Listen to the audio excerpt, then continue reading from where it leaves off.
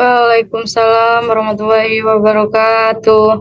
Waalaikumsalam warahmatullahi wabarakatuh. Kami dari kelompok 7 akan melakukan podcast untuk tugas mata kuliah PAI dengan tema feminisme dan disorientasi seksual. Sebelumnya, perkenalkan, saya host Ania Gelma.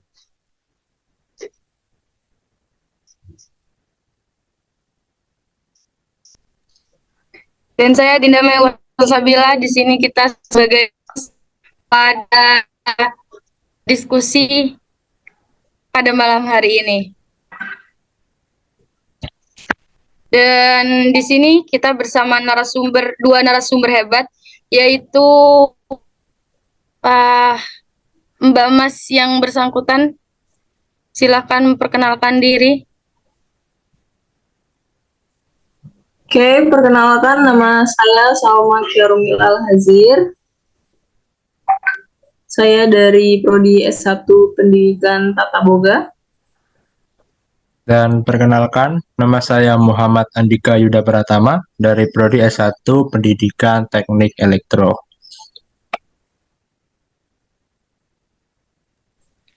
Dan kita bersama editor kita, Mbak, dipersilakan untuk memperkenalkan diri. Baik, saya Mariza Ramafida, Pendidikan S1.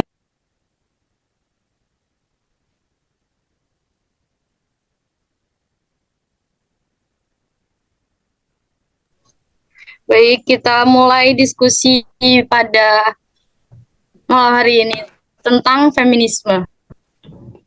Nah, feminisme ini kan fokusnya pada hak-hak perempuan atau bisa disebut juga kayak kesetaraan gender gitu ya.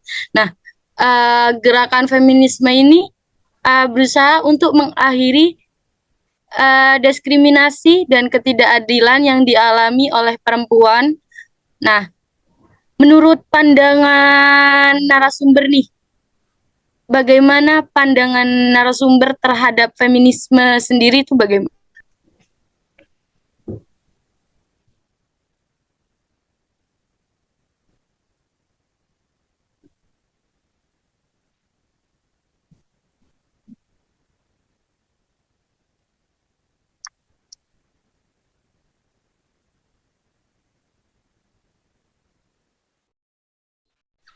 Oke, mungkin narasumber dari Mbak Salmanya mungkin ada trouble. Kita lanjutkan ke Mas Andika dulu ya. Mas Andika, bagaimana nih pandangan Mas Andika terhadap feminisme? Ya, izin masuk sebelumnya. Untuk feminisme sendiri, jadi ini saya disclaimer terlebih dahulu. Saya menjawab berdasarkan pendapat saya. Saya bukan orang yang terlalu paham tentang teori feminisme dan apa, cuman saya menilai dari keadaan yang berada di sekitar saya kayak gitu. Untuk feminisme sendiri ini kan berkaitan dengan kesetaraan gender antara laki-laki dan perempuan gitu. Nah, di sini sebenarnya ini suatu hal yang masuk akal dan cukup penting juga di era saat ini mengingat pendidikan yang semakin maju, jadi tidak boleh ada perbedaan hak dan kewajiban antara laki-laki dan perempuan kayak gitu. Mungkin untuk seterusnya Mbak Salma bisa menjelaskan lebih jauh lagi tentang feminisme ini. Oke, izin menambahkan ya. Tadi saya setuju dari Mas Andika, saya sudah sependapat ya dari Mas Andika itu, karena ada beberapa kalangan perempuan yang merasa dirinya itu tidak adil ketika derajat perempuan itu di bawah dari laki-laki. Jadi banyak orang yang beranggapan bahwa perempuan itu lebih lemah gitu ya. Istilahnya perempuan itu lemah karena derajat perempuan itu di bawahnya laki-laki. Jadi feminisme ini beberapa kalangan perempuan yang mungkin mereka merasa tidak adil dengan adanya derajat ini, jadi mereka mau adanya keadilan, kesetaraan gender. Jadi tidak untuk dibeda-bedakan ya, tidak untuk dibeda-bedakan antara perempuan dan laki-laki. Antara perempuan dan laki-laki itu sebenarnya sama. Hanya saja, jadi perempuan itu juga bisa berkarir, mereka juga bisa bekerja seperti pada dasarnya laki-laki. Jadi itu menurut pandangan saya tentang feminisme ini. Oke, jadi menurut Mbak Salma ini wanita itu bisa berkarir gitu ya. Nah, topik yang bagus nih. Untuk Mas Andika, bagaimana pendapat Mas Andika tentang wanita karir nih? Bagaimana pendapat Mas Andika? Oke, izin masuk.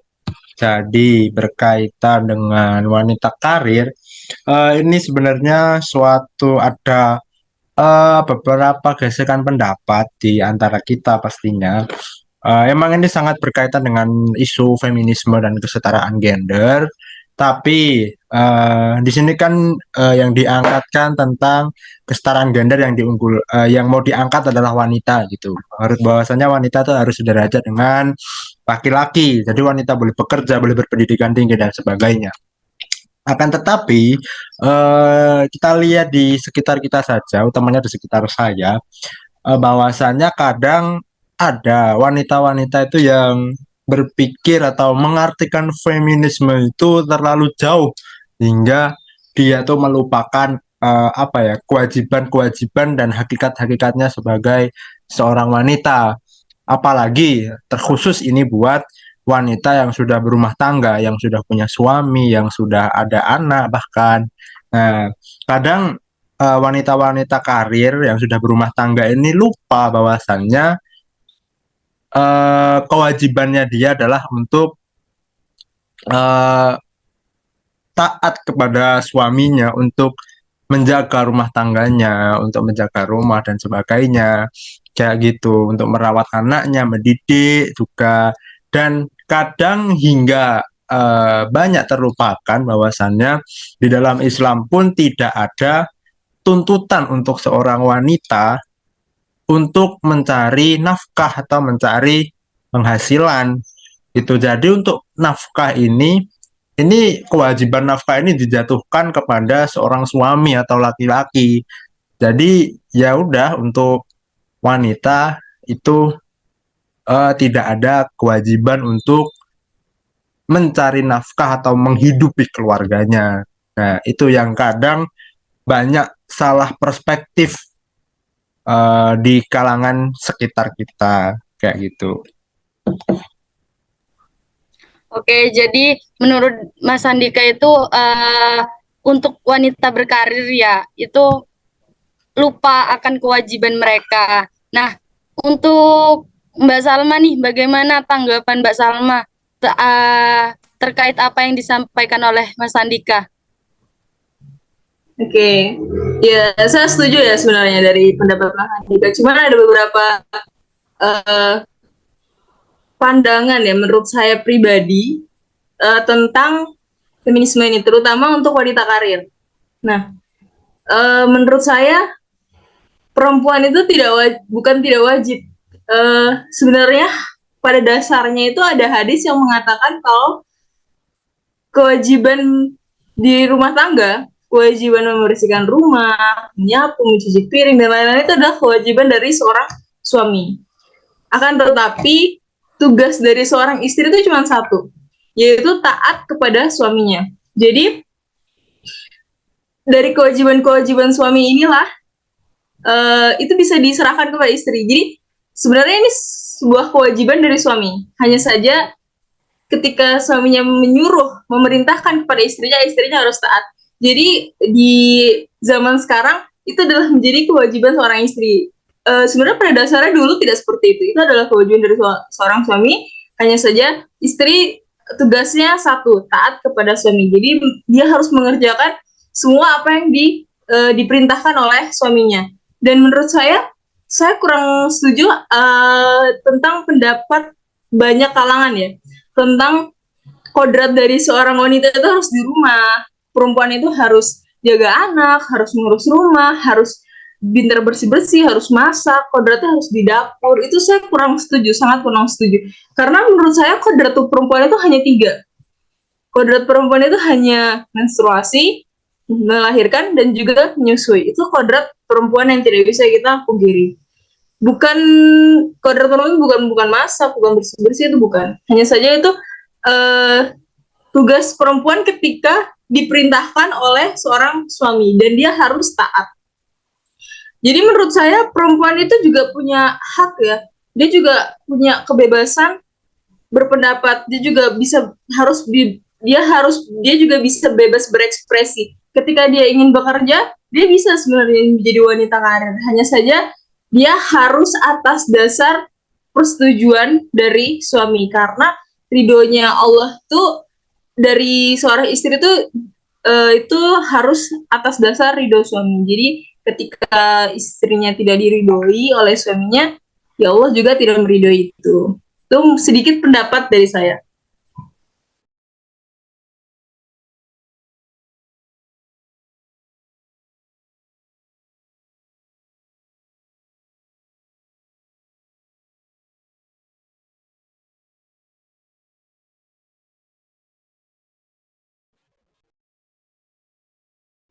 Oke, baik. Di sini aku ada pertanyaan. Kira-kira itu lebih baik wanita karir atau ibu rumah tangga menurut pandangan kalian?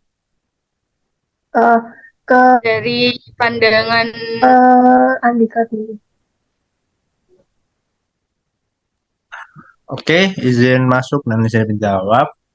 Kalau ditanya eh, lebih baik antara wanita karir atau ibu rumah tangga, mau gimana nih? Mau dijawab sesuai perspektif saya atau yang lebih baiknya gimana?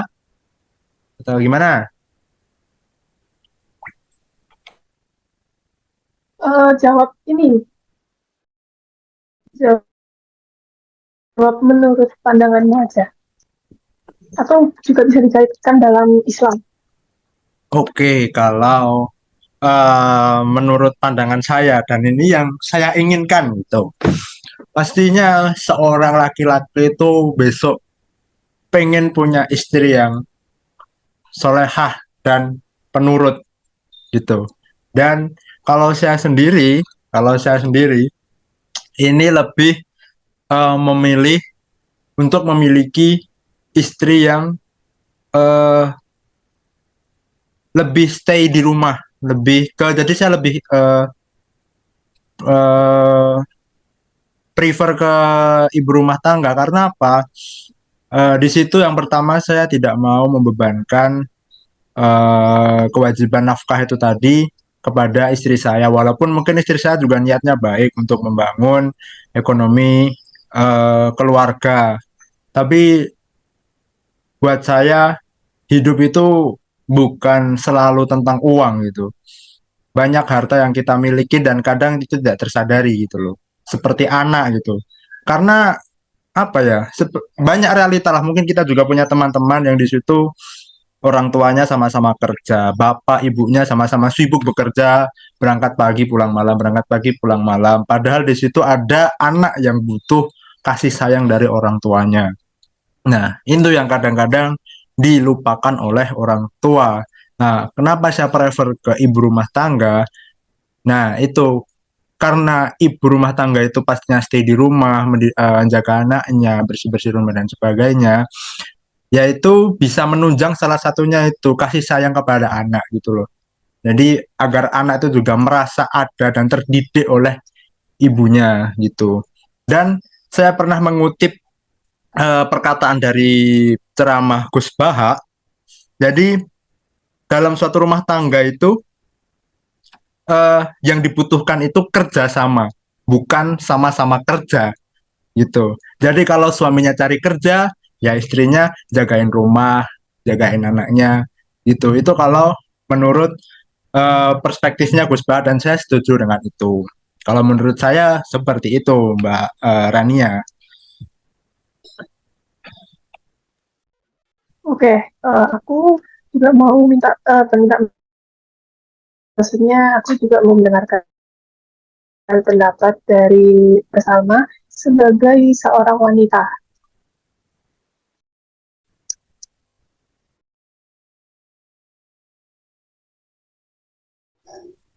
Oke, mungkin itu pandangan dari Mas Andika. Kita kan sebagai manusia itu kan bebas berekspresi ya, bebas berpendapat. Ini menurut pendapat saya pribadi, mungkin agak berbeda dari Mas Andika tadi. Kalau saya pribadi justru saya malah lebih pengen menjadi wanita karir. Karena saya itu karena kita harus punya pegangan. Menurut saya pribadi. Tapi itu beresiko. Menjadi wanita karir itu beresiko. Jadi wanita karir menurut saya kita tidak boleh terlalu bergantung dengan seorang suami. Kita tidak tahu musibah apa yang akan menimpa di keluarga kita, di kita tidak tahu musibah apa yang akan kita dapat ke depannya itu kita tidak tahu. Jadi menurut saya ketika kita sebagai seorang wanita itu kita jadi wanita karir, itu otomatis kita adalah wanita yang mandiri. Kita bisa berdiri di atas kaki kita sendiri, kita tidak bergantung dengan laki-laki. Tapi itu sebenarnya ketika kita menjadi wanita karir itu kita harus atas dasar ridho dari seorang suami ya. Kita harus atas dasar izin dari seorang suami ketika kita ingin menjadi wanita karir. Jadi sebelum menikah, alangkah baiknya misalnya kita ke depan ingin berkarir sebagai wanita karir, itu kita harus membicarakan sebelum menikah. Jadi kita harus membicarakan dengan calon suami kita, apakah ketika kita menikah nanti saya boleh bekerja atau tidak. Nah, itu sudah ada kesepakatan. Jangan tidak ada kesepakatan pada akhirnya itu akan menjadi permasalahan dalam rumah tangga. Nah, terus menurut saya gini, kita tidak tahu musibah apa yang akan melanda kita. Kita tidak tahu musibah apa yang akan datang dalam rumah tangga kita. Jadi, alhamdulillah kalau memang kita mendapatkan lelaki yang solehah, kita dapat suami yang baik, kita dapat suami yang soleh, mohon maaf,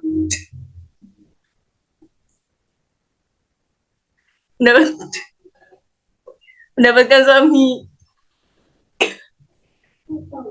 mohon maaf.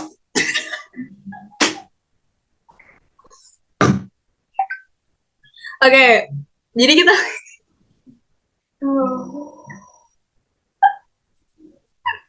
jadi misalkan kita kan nggak tahu ya kita nanti dapat suami yang seperti apa. Jadi alhamdulillah lah kalau memang kita nanti ke depannya kita dapat suami yang soleh gitu kan, yang paham tentang agama.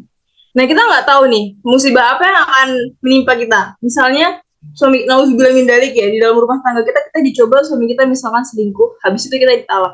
Nah, ketika kita tidak bisa mandiri, kita bergantung dengan suami atas bergantung dengan pendapatan suami. Ketika musibah itu menimpa pada kita justru nanti ke depannya kita mungkin susah makan karena kan kita udah misalnya ditalak sama suaminya, dia lebih memilih wanita yang kedua misal, kita nggak tahu ya, nauzubillah min dzalik. Hanya saja menurut saya ketika itu terjadi kepada kita nggak bisa, ke depannya kita akan hidup susah gitu, kita nggak bisa cari uang, kita tidak punya pekerjaan kan, kita tidak punya intinya kita tidak bisa berpenghasilan gitu. Nah, itu menurut saya itu pendapat saya pribadi. Jadi menurut saya tuh sebagai wanita kita harus bisa berdiri di atas kaki kita sendiri. Bukan berarti kita merendahkan laki-laki, tidak ada maksud untuk merendahkan laki-laki, hanya saja kita tidak tahu apa yang akan terjadi kepada kita ke depannya, qadar apa yang akan terjadi, takdir apa yang akan terjadi kepada kita. Jadi kita sebagai perempuan itu harus bisa menjadi perempuan yang mandiri. Itu menurut pendapat saya pribadi. Oke, sekian.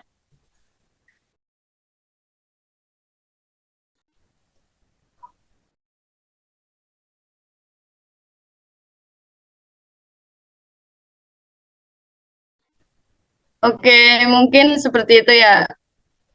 Menurut Mbak Salma itu mungkin wanita berkarir itu juga penting biar kita itu nggak bergantung pada suami.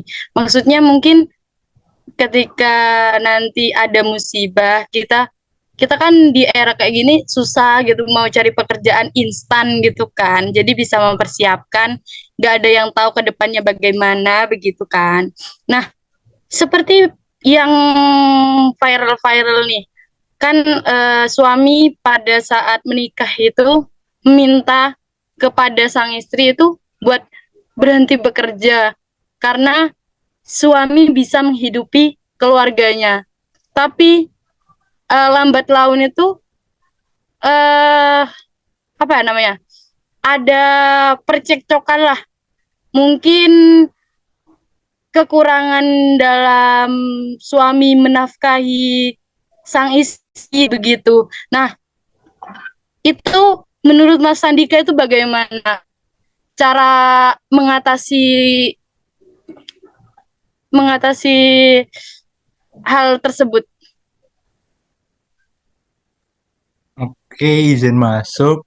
Jadi sebenarnya pertanyaan yang diutarakan Mbak Mei ini sebenarnya pertanyaan yang relatif dan banyak banyak solusinya. Tergantung orangnya sendiri-sendiri kayak gitu.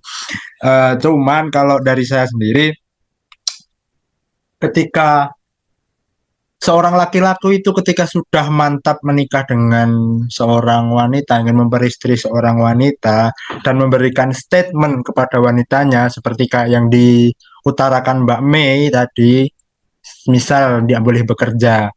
Nah, berarti otomatis harusnya sebagai seorang lelaki yang bertanggung jawab, seorang suami yang bertanggung jawab, statement itu berarti sudah menjadi tanggung jawabnya akan timbul. Berarti laki-laki ini sudah apa ya berani memutuskan bahwasanya ke depannya berarti rumah tangga itu bergantung pada dirinya seorang gitu. Jadi ya mau nggak mau, kuat nggak kuat, harus laki-laki ini yang bekerja susah payah untuk kebahagiaan, untuk memenuhi kebutuhan keluarganya. Cuman ini juga harus didukung dari istrinya juga. Bagaimana cara istri itu memanajemen keuangan keluarga. Sebenarnya kalau saya sendiri menurut pengalaman mungkin ya dari keluarga saya sendiri, laki-laki itu payah dalam memanajemen keuangan itu payah gitu loh. Tidak terlalu baik. Makanya di situ dibutuhkan peran wanita untuk memanajemen ekonomi dan keuangan keluarga. Ya, seperti yang saya ucapkan tadi, bahwasanya dibutuhkan kerja sama. Ketika yang laki-lakinya cari duit, ya ceweknya memanajemen keuangan, diberi uang sekian untuk belanja. Misalnya emang berkebutuhan apa penghasilannya sepas-pasan lah. Berarti ya gimana caranya dari pihak istri itu ya mengatur belanjaan, belanja harian seberapa, mingguan seberapa, tidak berfoya-foya dan sebagainya. Kayak gitu. Oh, kalau menurut saya. Baik, mungkin seperti itu ya dari Mas Andika. Nah, saya ada pertanyaan lagi nih untuk Mbak Salma mungkin ya ini untuk Mbak Salma ya pertanyaannya. Soalnya tadi disinggung sedikit. Nah, eh, tadi kan dibilang kayak menurut dari Mas Andika itu eh, wanita itu di rumah juga jangan sampai melupakan pekerjaannya di rumah, apalagi yang sudah memiliki anak begitu ya. Nah, saya ingin bertanya nih kepada Mbak Salma. Mungkin waktu bekerja masih bisa mengatur waktunya. Soalnya di rumah itu waktu masih belum mempunyai anak itu masih pekerjaan ya cuma masak, nyapu begitu ya. Nah, jika sudah mempunyai anak nih, bagaimana kan juga peran orang tua, apalagi seorang ibu itu penting ya buat seorang anak. Nah, gimana nih menurut Mbak Salma? Apakah tetap akan berkarir atau stop begitu? Oke, izin menjawab tadi ya pertanyaannya dari Mbak Mei. Eh, Menurut saya ya, kalau udah punya anak ya, ya itu sebenarnya resiko, salah satu resiko. Hanya saja kan kita kan nggak 24 jam bekerja, pasti kita juga akan meluangkan waktu untuk anak walaupun hanya sedikit, nggak eh, nggak sepenuhnya gitu, nggak lama, nggak full time kita selalu berada di sisinya mereka. Nah, jadi menurut saya pribadi itu konsekuensi, itu resiko yang harus kita terima ketika kita sudah bekerja. Nah, setiap tindakan atau setiap keputusan yang kita ambil itu kan pasti ada apa ya, ada plus minusnya, ada dampaknya gitu.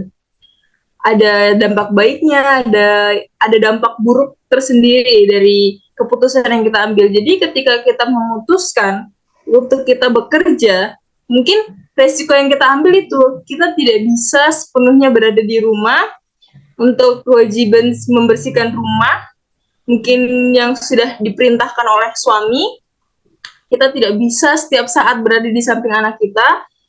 Tapi di sisi lain, ketika kita bekerja, kita sudah punya pegangan, kita bisa membantu perekonomian suami kita.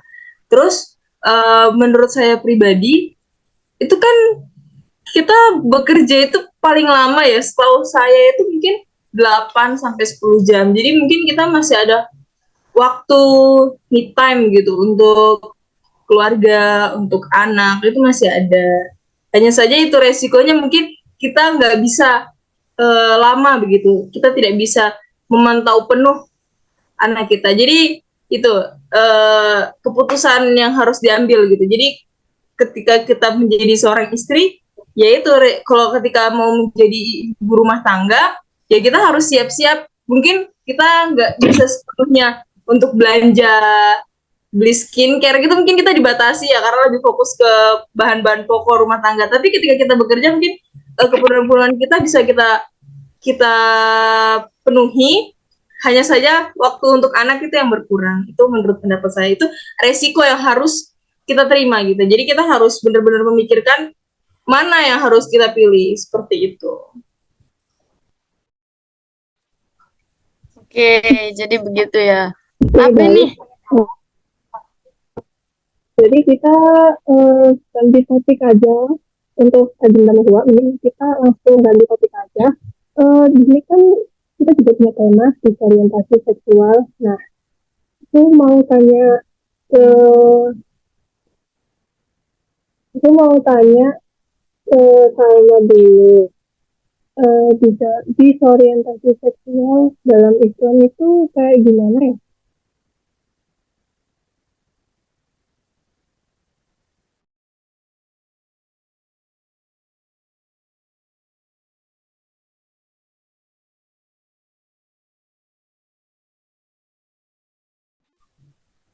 Mungkin boleh dimulai dari Mas Anika dulu ya pendapatnya.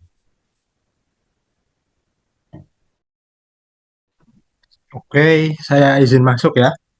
Nah, di disorientasi seksual ya. Kalau menurut saya disorientasi seksual itu ya berkaitan dengan penyelewengan seksual, apa ya, sepahamnya saya atau sengehnya saya, di situ ketika seseorang, pasti setiap orang itu memiliki yang namanya hawa nafsu seksual salah satunya yang harus dipenuhi ketika, atau hasrat yang harus dipenuhi, hasrat seksual gitu. Nah, kenapa terjadi disorientasi seksual? Nah, tadi seperti saya sampaikan bahwasanya itu adalah suatu penyelewengan seksual. Nah, berarti di mana kondisi seseorang ini melampiaskan hawa nafsu seksualnya tuh ke sesuatu yang tidak sewajarnya. Tuh. Kalau menurut saya seperti itu. Misalnya seorang suami gitu ya, kalau memiliki hawa nafsu seksual ya berarti dilampiaskan dengan berhubungan intim dengan istrinya kayak gitu. Nah, tapi ketika seseorang memiliki gejala ini, disorientasi seksual ini, berarti dia melampiaskan ke sesuatu yang tidak kadang tidak masuk akal gitu, seperti hubungan satu jenis sama-sama laki-laki, gay atau sama-sama cewek, lesbian atau mungkin dilampiaskan sendiri kepada benda mati dan sebagainya seperti itu.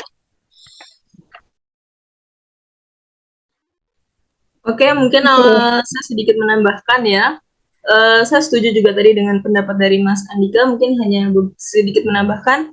Tadi dia kan melampiaskan nafsunya itu bukan kepada mahramnya ya, bukan kepada istri terutama untuk seorang lelaki, bukan kepada istrinya, melainkan kepada hal-hal lain yang tidak wajar. Nah, salah satunya yang kita temui di kebanyakan itu tentang LGBT. Nah, ini juga salah satu menurut saya hal yang tidak wajar yang sudah diwajarkan oleh beberapa kalangan. Jadi di sini mungkin udah banyak oknum-oknum LGBT yang menurut mereka hal seperti itu tuh wajar. Jadi orientasi seksual ini salah satunya itu ya, menyukai sesama jenis itu kan sesuatu yang tidak wajar. Jadi mungkin bukan hanya kepada benda dan lain sebagainya, kepada kepada manusia juga bisa, hanya saja itu lawan jenis, sesama jenis itu kan sesuatu yang tidak wajar juga. Itu mungkin sedikit tambahan dari saya.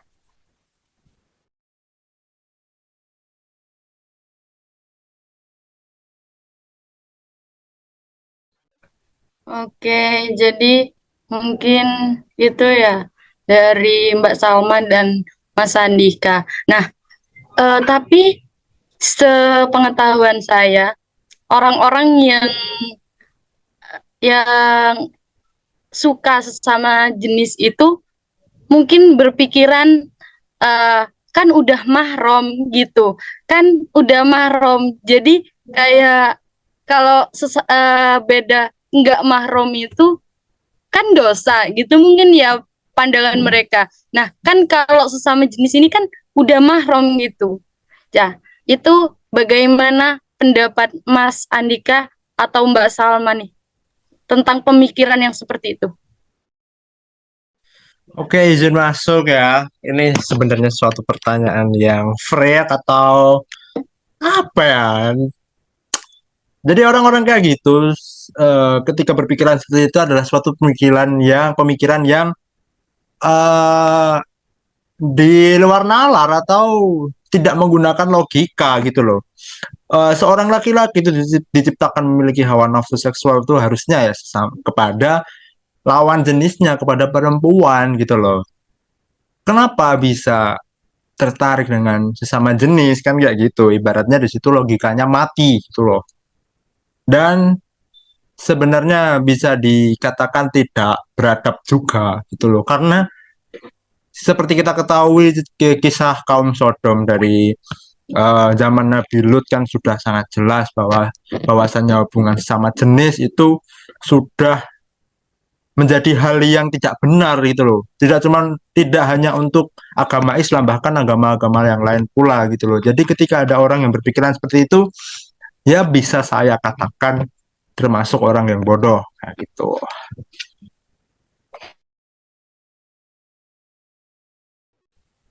Oke, saya sependapat ya dengan Mas Andika. Ini saja mungkin saya ingin menambahkan, tadi benar ya, kalau menurut pandangan Islam, nah itu kan dulu ada sejarahnya tentang kaum Sodom. Nah itu pada zaman Nabi Lut. Nah di situ Nabi Lut itu kedatangan tamu. Nah tamunya itu ternyata ganteng. Nah di situ sebenarnya dari umatnya Nabi Lut ini, dia memang sudah suka sesama jenis. Jadi ternyata dibocorkan oleh istrinya Nabi Lut sendiri, dan di situ orang-orang di sekitar berdatangan untuk melihat orang yang ganteng ini ke rumah Nabi Lut. Nah, pada akhirnya kaum Sodom ini kan disiksa, dapat azab dari Allah, yaitu hujan batu. Nah, dari kisahnya Nabi Lut ini saja kita sudah mengambil hikmah bahwa menyukai sesama jenis ini sangat-sangat tidak dibenarkan ya. Bukan hanya untuk lelaki, tapi untuk perempuan juga. Jadi itu bukan sesuatu yang diwajarkan. Hanya saja mungkin di zaman sekarang ini ya, mungkin banyak beberapa kalangan itu yang menganggap itu hal yang wajar karena itu mahram ya. Padahal sebenarnya itu sesuatu yang benar ya. Menurut saya tuh sesuatu yang tidak masuk akal, itu sesuatu yang bodoh gitu. Kita diciptakan berpasang-pasangan itu perempuan dan laki-laki, bukan laki-laki dan laki-laki. Itu sedikit pendapat dari saya. Oke, karena waktu yang sudah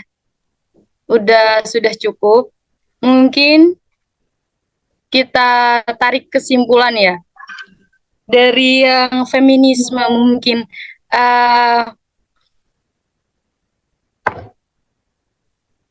untuk wanita berkarir itu sebenarnya tidak masalah, tergantung pada suami dan keputusan bersama antara suami dan istri. Begitu. Jadi dari tema disorientasi seksual dapat disimpulkan sedikit bahwasannya itu tidak dibenarkan dan juga tidak diwajarkan, serta kita juga bisa mengendalikan hawa nafsu seksual kita. Oke, sekian podcast ini, kurang lebihnya mohon maaf. Assalamualaikum warahmatullahi wabarakatuh. Waalaikumsalam warahmatullahi wabarakatuh.